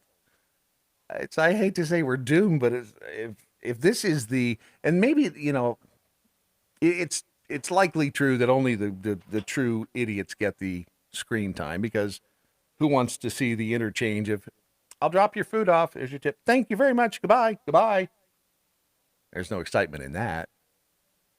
But there sure are a lot of these videos out there of these Karens and beyond doing their really stupid stuff. The where's the one with the demons? This is the weirdest thing I think I've ever seen. No, probably not the weirdest, but it's certainly out there. This is these two people. I'm going to give it the benefit of the doubt. One is, if I had to guess, I would say it's formerly a man, now a woman, or just a guy dressing in women's clothes. I have no idea of knowing. And the other is Pat. As the other is, I don't know. It's just, here's the conversation. It's a lesson. So I would get out your pad. Listen closely. Yeah, because there might be a test at the end of this. I'm not sure. Even they, Brad, you see it? Even they struggle to get the sentences out. Very nice. So, little lesson on pronouns here. Hi, my name's Jasper. I use they pronouns. Hi, my name is Liana. I use they demon pronouns. This video is how to... What? They demon pronouns. Yep. Demon's a new one, I have to say. I've not heard those pronouns before, so we are learning something. These are pronouns. So we're going to basically present 3 sentences. One of them is going to have one pronoun, the other one's going to have the other pronoun, and then the last one is going to have both pronouns interchanged. So Liana uses they, them pronouns and demon pronouns. So the first sentence would be, Liana is my partner, they are cute, and I am theirs. I love them very much, and I hope they love themselves too. For the demon pronouns, it would be, Liana is my partner, Deem is cute, and I belong to Deem.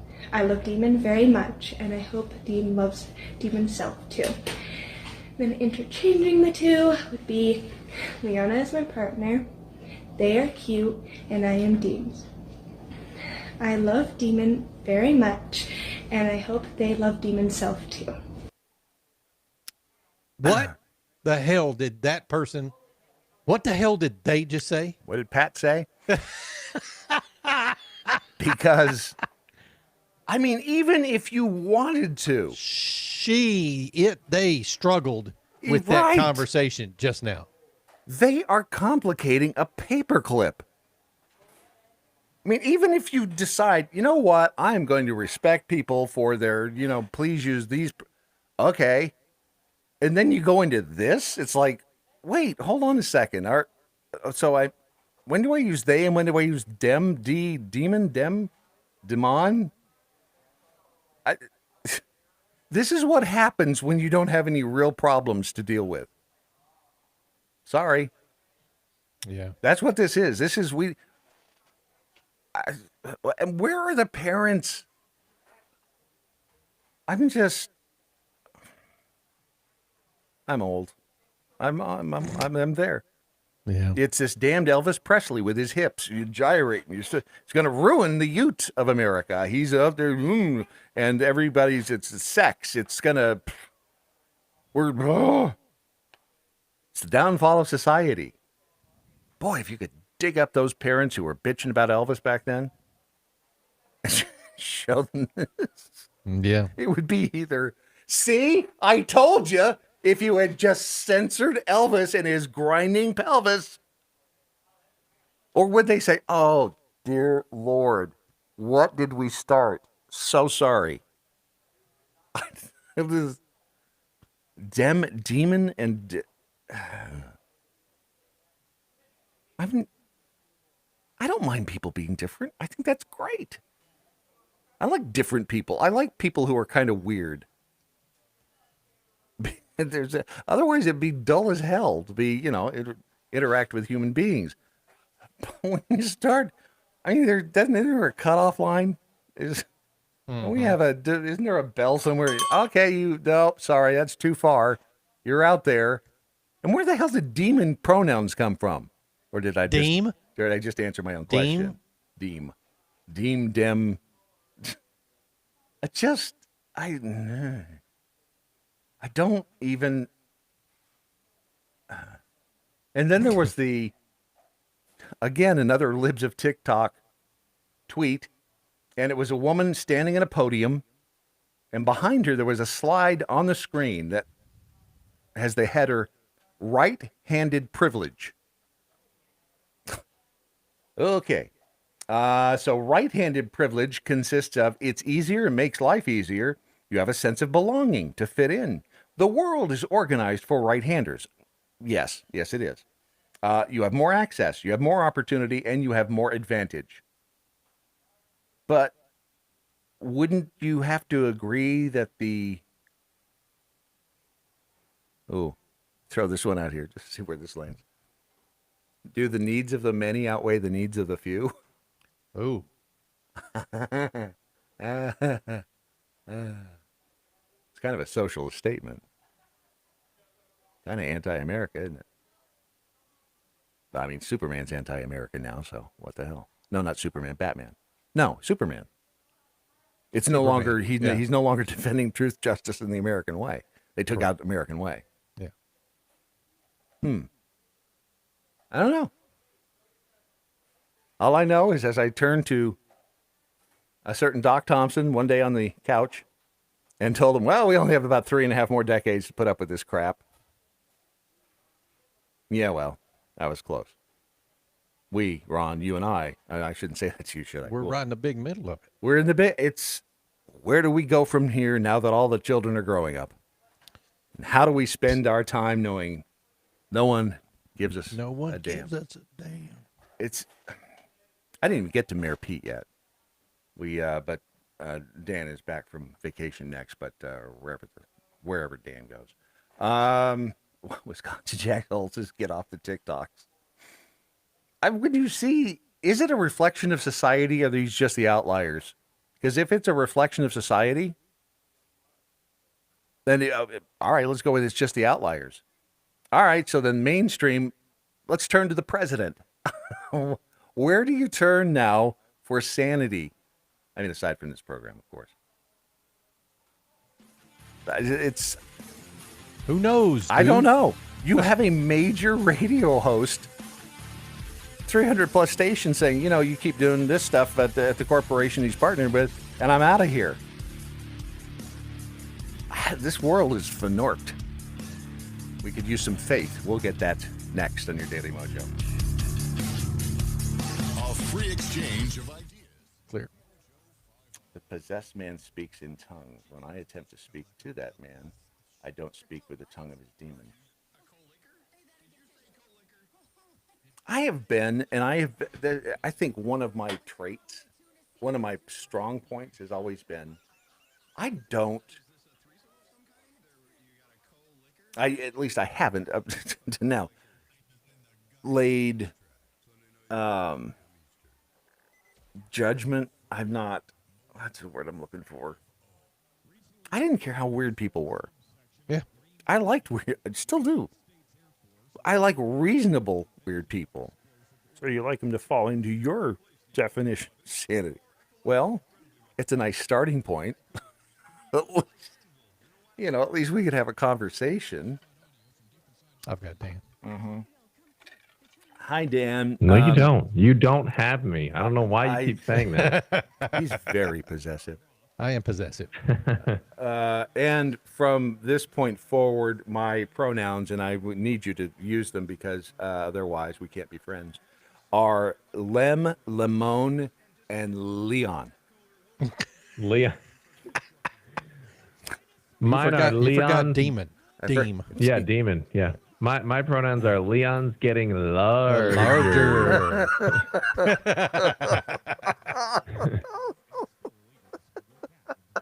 Would that not be funny if you had to say that every time you referred to somebody?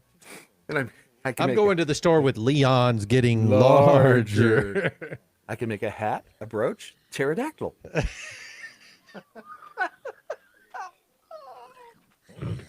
Just all right. Hang on. All right, hang on, Dave. I just Libs of TikTok. Oh boy. His morning coffee. AmericanPrideRoasters.com. Historically great coffee. The Daily Mojo. Richmond Joe just tweeted, I refuse to bastardize my language just because someone else has a mental illness. The possessed man speaks in tongue. When I attempt to speak to that man, I don't speak with the tongue of his demon. Let's be frank in PA. Controlling my speech is violence. No, silence is violence. Don't you remember? That's a good one, too. I have to, again, with the branding, they're really good at it. Silence is violence. But wait, hold on. If I don't say any, what? Yes, you're bad. Oblivion flickering. I will not identify an individual as a group of people. They have a right to be psychotic if they want to, but I don't have to participate in their delusions. Dan Andros from FaithWire is here, and again, I've put you and I've lumped you in a group, just so you know. I've lumped you in a group with Cesar Ibarra from Freedom Works, Sarah Anderson out with the R Street group, and it's people like you who you're like my life raft, because when all hope starts, I remember like you three and go, all right, so there's some hope. Well, there's some hope. Well, I got some bad news. I've got some bad news for you. Oh crap! What? Well, you introduced me without using my new pronoun. Oh So, man, yeah. I know you assumed, and we all know what happens when you assume. I am now awesome, the awesome Dan Andros. That is what I prefer. Okay, wait a minute. So you've changed your pronoun from Leon's getting larger that to too. the That's awesome too. the awesome Dan. I'm Andros. too. I'm pronoun fluid, so it's just you'll have to ask me, are you Leon today or are you awesome today? You know, and I have to say again, credit where credit is due. The whole gender fluid thing, brilliant. Brilliant. It is. It's brilliant. It's like the white fragility lady, where you set up this problem where white people they get defensive when they're called racist. Right. Well, you can't help but being a racist. You'd think somebody might get a little defensive when you just sit there and shout that they're a racist. But then she says, now watch. They're going to get mad at me for this. And that's part of the racism. You see how this works? So you can't get out of this loop. You're racist, but then when you say, hey, wait a minute, I don't know about this calling everyone a racist thing, that's also part of it. So you're done. You can't get out. It's a nice little racket they've set up. And the silence is violence goes hand in hand with that. It is all well orchestrated. Yeah. The silence is violence people, an interesting thing about that, violence is violence. So let's just wait. Can we just end it there? Hold violence on a minute. Violence. You can't just come out and say something crazy like violence is violence. It's like saying I haven't looked at Webster's. Wow. I haven't looked at Webster's lately, but I did not see the part where it says also anything that rhymes with violence is also violence. Is also violence. Yeah.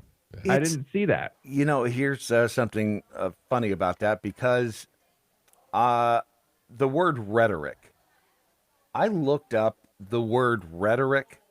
What do you think the definition of the word rhetoric is? And this goes back to every time I've ever heard, somebody political rhetoric and blah, blah, blah. So the definition from Merriam-Webster, this is the definition. This is what they put. The essential meaning of rhetoric. Often disapproving language that is intended to influence people and that may not be honest or reasonable. But the full definition of rhetoric, the original one, the art of speaking or writing effectively, the study of principles and rules of composition formulated by critics of ancient times, the study of writing or speaking as a means of communication or persuasion. 2, skill in the effective use of speech. So originally it was apparently not, rhetoric was not a bad word. I mean, it wasn't a negative word. No, we homeschool our kids because we obviously don't want them to be brainwashed by progressive nutbags. So there's that. But we're in a program called Classical Conversations, and one of these stages, because it's the classical model of learning, which is different than the good old Common Core Crap method. that's out there now. But the classical model is, memorization first. You get your facts, you build your fact base, and then you move eventually into the, dialectic. And then the rhetoric stage is one of the stages where you then take all of these tools that you've built on this foundation of, facts and information, and then you learn how to, persuasively communicate them. And so that's exactly what you're talking about with rhetoric. Yes. Well, it's adapted. There is a negative connotation when it's attached to specifically political spinsters. Right. But And it's not entirely a bad word. No. And that's just it. If people would, and I love doing that, finding words that you think you know the definition of, because everybody, what's rhetoric? I can tell you what rhetoric is. And then you look it up and it's like, well, wait, that's not the thing that sent me down this rabbit hole was a clip on CNN, and it was about, well, here it is. This just in, a New York judge has ordered former President Donald Trump to sit for a video deposition next week. This is for a case involving an alleged assault during a demonstration outside of Trump Tower in 2015. At that time, people were protesting his immigration rhetoric. And 5 of the protesters involved. Right there. People were protesting his immigration rhetoric. And it's like, well, that can't be good because it's Trump, right? It's like, wait, they've taken that word and it's been bastardized. It is just, and words have meanings, but people now are just tossing them around, and it's the slogans. Silence is violence. No, silence is just silence. Silence is quiet. People are not. I mean, you're joking about the off the air. About the, I don't know, about all these changes and, just the words. And words just don't have meaning now. They just, you just say whatever. These libs of TikTok, for example, it's like they come on here talking about my pronouns are demon sauce, whatever they're saying. And it's like they're talking down to you like somehow this is meanigual in any way, shape, or form. Right. And it's not. You can't just say things and just make. I mean, I guess you can now. I mean, everyone's, yay. Right. Oh, that's so brave of you. No, actually, it's not. You're just nuts. Right. I mean, I think the Libs of TikTok guy actually posted just like, we've got a severe mental illness problem in the country today. And I couldn't agree more. People are just cheering on anything people say. I mean, I come out and say, hey, guys, I identify as a flying dragon. Oh, look at him. How brave he is accepting who he really is. I am not a flying dragon. Has anyone noticed that? I can't fly. I don't have scales. I don't breathe fire. You sounded. I am not a flying dragon. You sounded exactly like Stu just then. Oh my gosh! Well, Stu and I are childhood friends, so we tend to have similar cadences. But it's true. It's true. It is. The celebration of this stuff is utter madness, and I mean, I love it. I forget who the guy is, but there's one of these conservatives that goes on the street, and he was on a college campus and very calmly saying, hey, what would you say if I told you I was a girl? They'd say, oh, nice to meet you, blah, blah, blah. And then he started going down the logic road with them. Like, what if I told you I was a 6'9" girl? And he's about 5'6". Right. And they're like, well, like, yeah, I can see you're not 6'9". And so he's like, you see where I'm going with this? What if I said I'm a Chinese 6'9" girl? And then they have a harder time with it. Yeah. Now they have a harder time with it. And they're like, well, I see what you're saying. Yes, all of it's nuts. Yes. All of it's nuts. Now, if he had, in all fairness, if he had been on stilts and he had the surgery with his eyes, they would have said, but the point is, it's about what you see. And so, in other words, they couldn't see if you identify as a girl Well, I can't see what's under your clothes, so okay. It's if you don't agree with what they identify. Now I can see that you're not 6'9". I can see that you're not Chinese because you don't have that look. What look? The Chinese look. And I don't know whether it is all of this stem from trying not to hurt people's feelings.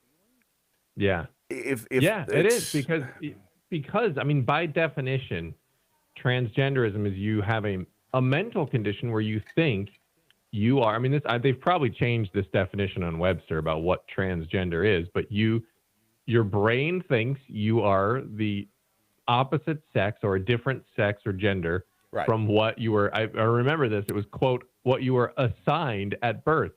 Gender dysphoria. And so, yeah, exactly. That is a mental disorder. And look, if someone were in my presence, I'm not going to be like, who was a guy and thinks they're a girl and they're trying.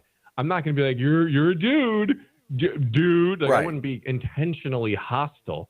But I'm also not going to, if you're making me introduce you to my kids or something, I'm not going to lie to them. Right. I'm not going to lie to them. I'm going, as gently as possible, tell them the truth. And, but we're not willing to accept that. They're wanting us to force this acceptance of what is not reality. And like we've talked about, that leads to other things where 2 + 2 is 5. I mean, you start just denying reality and treating these mental disorders as if they're truth. Well, it just opens up. We're seeing it in all these different areas, for example, Joe Biden. Yes. My $15 gajillion plan costs $0. Right. Oh, yes. it costs $0. Right. Well, yeah. I mean, look, men can get pregnant and everything, so you just stay with me here. $0. Okay. All right. Whatever. I'll take it. I mean, we're losing touch with reality, and that, that's not going to end well. I mean, again, pendulum watch here, Brad. I mean, will it come back? When will they come jump on, the shark? pendulum? Come on, pendulum. Come on. You've Or been swinging way out there. Come on, pendulum. Well, and it's also come on, meteor, because it's about time. One of the two, pendulum or meteor. Yeah. And it goes by in the front page of FaithWire. Trust in media approaches all-time low, according to a survey. That is so weird. I mean, who would have seen this one coming? It was you guys, Gallup, even. Go ahead. 36% of adults have a great deal or a fair amount of trust in mass media, which includes newspapers, TV, and radio. Who are those people? Right. Exactly. Where are these 3 in 10, 3.5 in 10 people who have a great deal of trust? Where are they? Are they shut-ins? I'm serious. I mean, are they people who never get out? I guess. Are they the actual people? Maybe. I mean, the media themselves. Yeah, I don't know. I mean, this is coming off the heels of a couple of things. I'm sure you talked about Katie Couric editing up I RBG. didn't mention that. I mean, there's so many other things. But yes, she basically did not report what Ruth Bader Ginsburg said, right?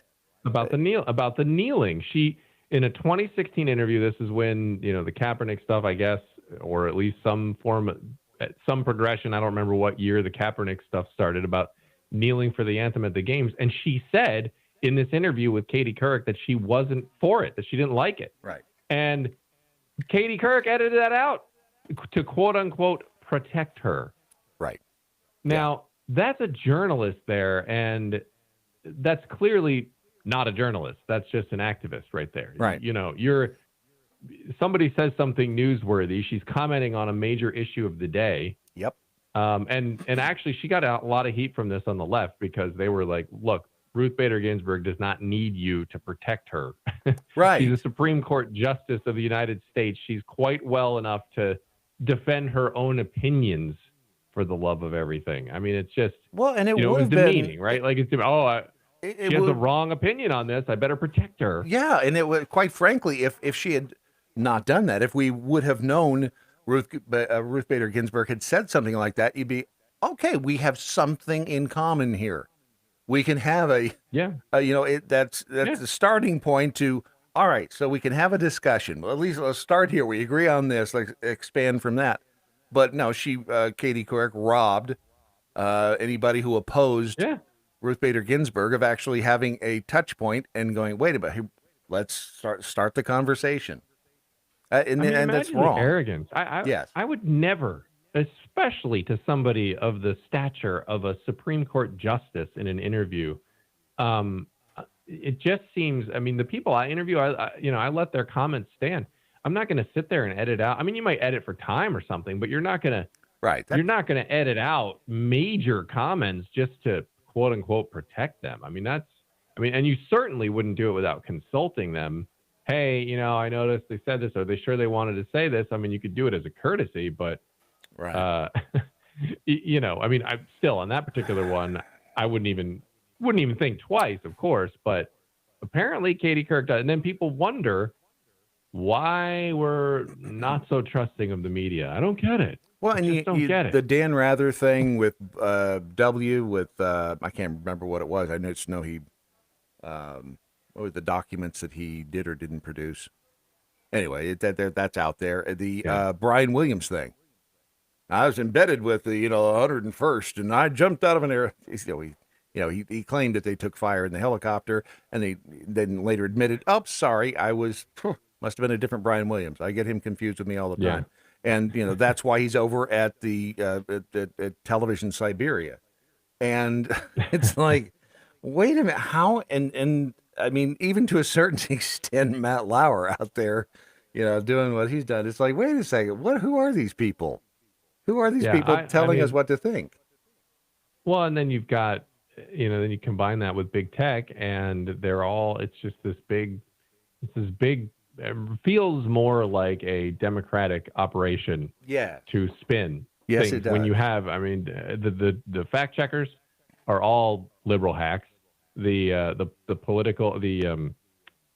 social media giants are all political hacks that are all progressives. Yep. And, mainstream media, 95% of them, there are some conservative outlets that lean conservative or at least fair to conservatives, but the mainstream ones, the 95+% of those are all progressive hacks. So it's this nice little circle like, oh, we claim this. Oh, look, and the fact checkers back it up. Oh, look, and social media is deleting all of this misinformation. See? Right. And it's a racket. It's quite a racket. Even with the Buttigieg thing, with the, this transportation nightmare that we have going on with everything from trucking shipping, to ocean-going vessels to everything else, and when he's on Meet the Press, Chuck Todd doesn't even, Chuck Todd focuses the majority of it on family leave. And allows Buttigieg. They all. He did it. Jake Tapper did it. They all. And I'll swear, I found another clip of Buttigieg over at the the Hill, and this is from the State of the Union show. But I'm not going to play it. But it's like a soliloquy, a 58-second soliloquy from Pete Buttigieg, where I swear, just knowing the way they do production, I would swear that they sat him up in front of the State of the Union logo and said, all right, here, you want to read your statement? Here it is. And it's 58 seconds of Pete Buttigieg talking about, how he's not going to apologize to Tucker Carlson and how the family, he's grateful he got to go home to his family for 2 months and blah, blah, blah, blah, blah. And it's like, wait a second, this is a news show and you're providing your facilities for him just to make a statement. Right. It's crazy. It's and they probably helped them craft it. For all we know, they're writers back there. But the funny thing about the Buttigieg thing is, to me, the buried lead here is that his job is worthless. Okay, yes. You can't just leave and not be. No one noticed. Not be needed. It's the age of tech. No one even knew he was gone. And then from a conservative perspective, I don't feel like the economy and the supply chain rises and falls on Pete Buttigieg, right? Right. It's just not. It'd be the same thing as saying the education in our country rises and falls on whoever the education secretary. Nope. Right. Actually, these are just big bloated government programs that basically do nothing. Right. But so there's that aspect of it. But you know, and then this is the modern world here, guys. How hard is it for the dude to hop on his BlackBerry? Does he have a Razor? Right. Can he send a text message or check an email? Yeah. I mean, good grief. Who doesn't check their emails at this point? Brad. You know, a Yes, couple I times do. a I day. do not. I do not. I will. Because I have to All right, well, text good him for to you. tell him I sent him an email. I refuse. The email was sold to us on a false premise that it would make our lives easier, and it absolutely does not. It makes them more No, we complicated, and that's my personal stand against the man holding me down. There you go. So, if you send I something to me think important, that's it has to be followed with a text saying, check your email. And I would go one step further, and you need to put a smiley face after that, Ron, because when check your email has become the modern day equivalent of a woman looking at you and saying, we need to talk. Yes. Yeah. I So agree. Yeah. from here on out, if you send me a check your email, it needs to be followed with a happy face, because otherwise I'm going to, nope, that's bad news. I'm not Well, looking. no. If I follow it with a sad face, are you still going to open it? Hell no. I'm going to actually okay. just go and delete it. So I should just pick up a phone and call you then? Is that Probably the best. Okay. Although every now and then I get to have phone reticence. It's like, they probably have bad news. If he's having to call Right. me If he's calling directly. me, he never calls unless it's bad news. I'm not answering. There you go. And then then it's I don't want to listen to the voicemail. So, tell me I'm wrong. You're not wrong. That's Okay, me, thank dude. you. So, if you want to send Dan an email, he's one of the sheep. He'll open it. Not me. Jeez. Sorry, guys. I just got a text from Ron to check my email. So I'm not sure. There's no smiley face, though. I think I'm in trouble. Wow. Nope. Before we go, I wanted to call everybody's attention to the folks down in Haiti. Yeah. Do we have any update on the missionaries and the kids that were kidnapped down there? Is there any? Well, the latest I know is that this is something that honestly apparently has been going on for quite some time, but is accelerated obviously in the last year or so with the assassination, the earthquake, etc.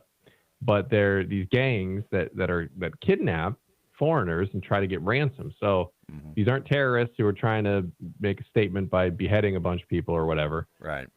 So they're not good. I'm not excusing them, but I'm just saying the chances that they will survive are hopefully good. Right. But the last I have seen is that these gang members are demanding $17 million in ransom to get these missionaries back. And there's, I think, 17 of them as young as 2 years old. They were on a bus and got kidnapped. So, definitely praying for them. Here's That's what the I situation. think is kind of an odd statement is they want $17 million ransom, but I wonder if any of these gang members are considering the fact that they won't hear the shot before it hits them in the head. But here's the problem, though. I would You say know what I'm saying? at any other time Yeah. in history, with any other administration, I would agree with you. I'm just not so sure Yeah, that I guess you're right. I'm not so sure that this administration and this State Department. As soon as they see it's a bunch of Christians, I think that they just whatever. I mean, it's sad to Yeah, say. no, they'll probably. But Yeah, I mean, they'll probably send Kamala Harris down there and right, yes, tell to negotiate with them, and they'll be talking about we understand right how these white people have oppressed you. Yeah, Kamala maybe Harris they'll will go turn it down into there and some say, sorta- Mr. President, they're demanding $17 million. I recommend that we give them $20 million for their troubles. right. It is it. Well, 20 million. How about $1 billion? I mean, Why not? Since when did we go back to millions? We're way into the trillions now. Let's just go. Give We them don't do them, anything less than $1 billion these days. Right. Give them one of those $1 trillion coins. The State Department did say in a statement they were aware of the reports of the kidnapping, and the quote from the State Department spokesperson, not even the head of the State Department, the head of the State Department spokesperson said the welfare and safety of U.S. citizens abroad is one of the highest priorities of the Department of State. In light of Afghanistan, I would question even that. Yeah. And then they also just added to the end of that, we're waiting for Pete Buttigieg to get back from his paternity leave to go ahead and do something on that. So hopefully you guys make it till then. Pete's enjoying that time at home. So wow. So obviously prayers for these people who are down there, Yeah. and they likely are scared to death. these the kidnappees, because you just don't know when you're dealing with crazy. And I have no idea. Yep. It's just so as much as we can send them in our thoughts and prayers, about all we can do at this point, because and the problem, Ron, too, is let's just say some people decided to go down there, independently of a government operation, bust them out. This administration would probably sue the probably that's the insanity of where we are right now. So, all right, there he is at Dan Andros on the hell known as Twitter, and faithwire.com. So we will again discuss next week, if there is a next week. I mean, you never know. The FCC may just cut us off at the knees. So that's true. Until then, be safe, my friend, and that, as they say, is that. What's going on? Just like we did it in rehearsal. No, what's going on? Something's going on. Just like we did it in rehearsal. No. Yeah, but no, I'm sorry, can't play it today. I don't know why. Really? Yeah. What is going on? What am I gonna? I mean, how do I even say that anything I can do? Do I have any volume? It's playing. 20 minutes, let's go.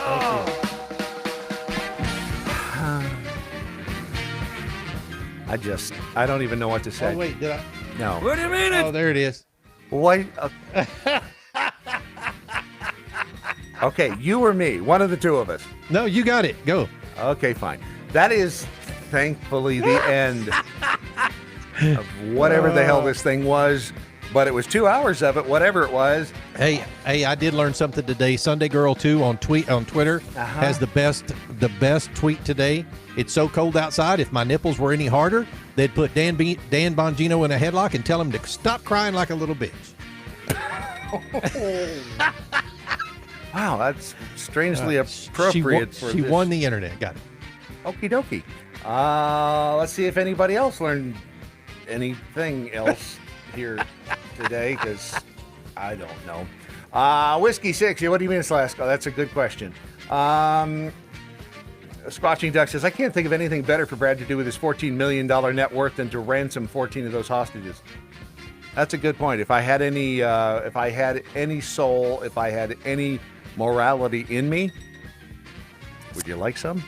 Ooh, I would take that $14 million I have socked away and give it to him. Richmond Joe, so much to say about so many leftist idiots, and only 2 hours in which to say it in. From the Department of Redundancy Department. Let's see, White Soccer, $17 million costs $0 if you kidnap back better. That's an excellent point. Oh yeah, that's true. Man, we're in a world where you actually stop and have to think about that and go, wait, that did work. Huh. Robin says, Brad, we have to talk. Son of a... So coming up next on what will arguably be a better program than this was, it's the encore presentation of Abnormal Realities with Ron and his little friend Rocky. Yep, we talked about ancient ghosts and alien lovers last night. Wow. You guys are weird. Your Daily Mojo is sometimes made possible by the incoherent rants of Ron Phillips. Remember, the smallest minority on earth is the individual. Those who deny individual rights cannot claim to be defenders of minorities. But what do we know? 6 for Tyrannus, resist stupid. Those go together quite well. And good night, Doc Thompson. Wherever you are. Bell count? Sure, why See not? ya.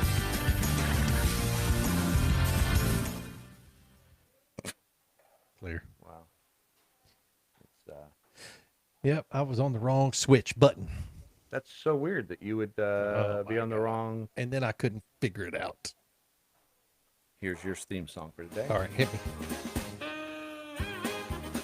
That's more you than him. It is. Good morning, Mojo 50. I'm Leprechaun, and here with the bell count for the Daily Mojo, Tuesday, October 19th, 2021. Today there was only one missed innuendo bell for coming, and 8 actual bells. Peace out, boys. Stay healthy, and I'll talk to y'all on the next time. Just to show you what a weird world it is, I looked over, and on the phone, it's the tweet is from WLBT3 on your side. Just tweeted, an autopsy of Pulah's fetus showed it tested positive for methamphetamine. Who is Pulah? I have no idea. That whole thing is just, I mean, that Weird. right there is the world in a tweet. That's how whacked out we are. And this... Manticore.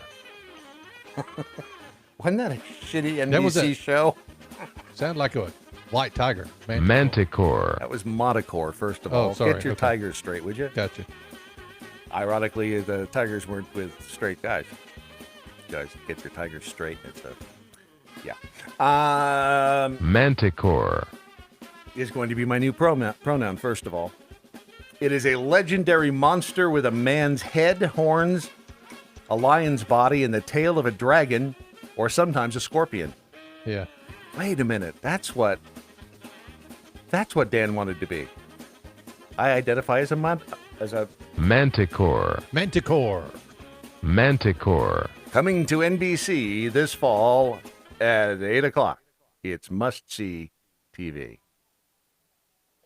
Otherwise known as... That is a wrap. Please, God, get me out of this. Bye, everybody.